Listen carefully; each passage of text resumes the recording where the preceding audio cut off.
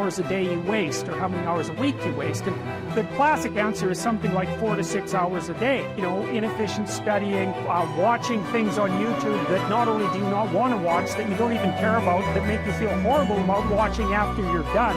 And so if your life isn't everything it could be, you could ask yourself, well, what would happen if you just stopped wasting the opportunities that are in front of you? I should lose weight. I should work out. I should work harder. And then you know what? People don't see their shoulds. They get mad at themselves. And suddenly the thing you said should happen has to happen. That's when human beings change. Let's make it happen right now. Me and you, let's make it happen right now. Me and you, because you're smart enough. Progress has been made, but you got to keep on working. It's like God can't find the illusion that you have made it. No, let me tell you something. You got to keep on working. And we're going to make it happen, my man. Hey, sister, we're going to make it happen, but you got to get out your comfort zone. Because the next time you get an opportunity, you got to be ready. Because we're turning dreams into reality. Just start working at it just a little bit, but do find out what your work is and hold on to it and don't let your dream go. Don't let it go. Unless you've made some major mistakes in life, you haven't started living yet. So a lot of people, if you've never made any major blunders, made some major mistakes, lost some serious money, taken some serious risks, you haven't started living yet. Going through life quietly, tiptoeing safely to an early grave? No, no, no, no. You got to take some chances. You want to bring some adventure to your life. This is the time to stop and decide what direction you want to go in. One of the best things you can do in your life is to change. Maybe on the page of this story right now, you see nothing but failure. When we read your story, what do you want us to see? That you was another failure? What do you want us to read when we read your story? That you quit? What do you want us to read when we read your story? That you gave up? That you threw in the towel? But here is what we're going to do. We're getting ready to turn the page, because when you turn the page, you get ready to write a new story. Now is the time where you're going to begin to open up your mouth and declare that I'm going to build a legacy. Waste no more time arguing what a good man should be. Instead, be one and leave a lasting legacy for the next generation. This legacy should not be measured in material wealth, but rather in the strength of character and faith that you pass on.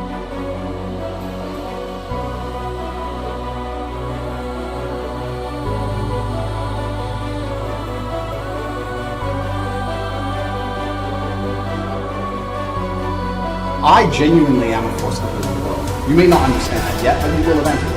And I genuinely believe I'm acting under the instruction of God to do good things. I want to make the world a better place. I genuinely believe my legacy is a good legacy. And I believe that eventually, when the legacy media catches up, they're going to understand I'm a good, positive influence. I think a man should have absolutely no interest in whether he's actually happy. If I wake up and I'm unhappy, I will do the exact same things as if I am happy. I will go to the gym the same. I will work the same. How I feel has no impact on how I live my life. I don't think happiness as an index is a healthy view for a man to have on life success. If you're waking up and going, oh, am I happy, am I not? You're looking at life wrong.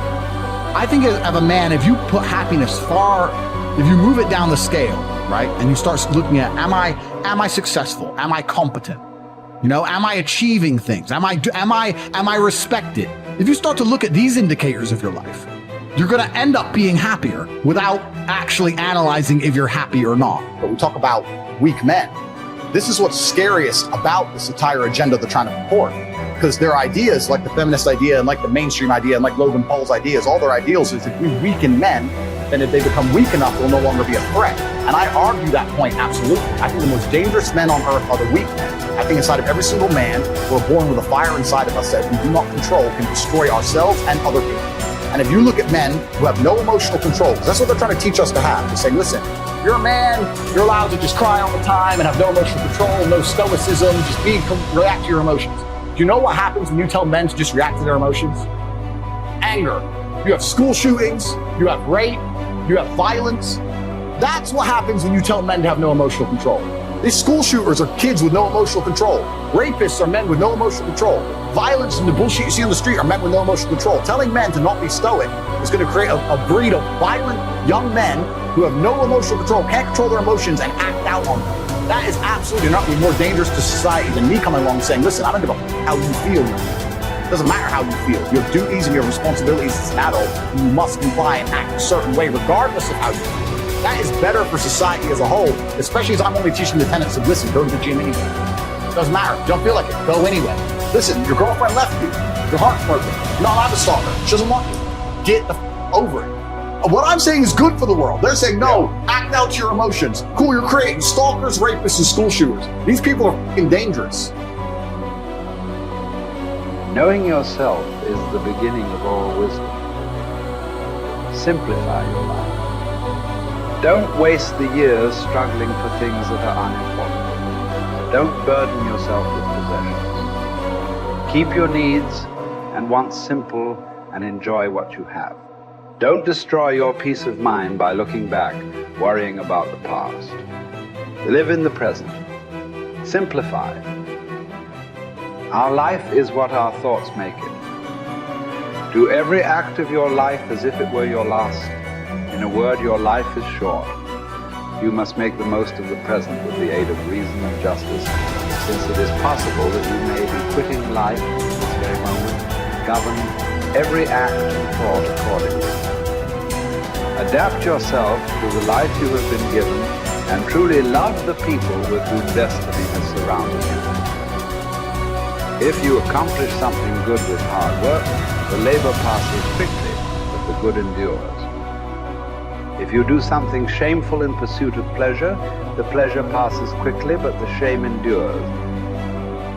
A musician must make music, an artist must paint, a poet must write, if he is to be ultimately at peace with himself. What a man can be, he must be. I will keep constant watch over myself, and most usefully, will put each day up for review. For this is what makes us evil, that none of us looks back upon our own lives. We reflect upon only that which we are about to do, and yet our plans for the future descend from the past. Excellence is never an accident. It is always the result of high intention, sincere effort, and intelligent execution. It represents the wise choice of many alternatives. Choice, not chance, determines your destiny. All human beings seek the happy life, but many confuse the means. For example, wealth and status, with that life itself. This misguided focus on the means to a good life makes people get further from the happy life. The really worthwhile things are the virtuous activities that make up the happy life, not the external means that may seem to produce it. Mark how fleeting and paltry is the estate of man. Yesterday an embryo, tomorrow a mummy or ashes. So for the hair's breadth of time assigned to thee, live rationally and part with life cheerfully, as drops the ripe olive extolling the season that bore it, and the tree that matures. Spend your brief moment according to nature's law, and serenely greet the journey's end as an olive falls, when it is ripe, blessing the branch that bare it, and giving thanks to the tree that gave it life.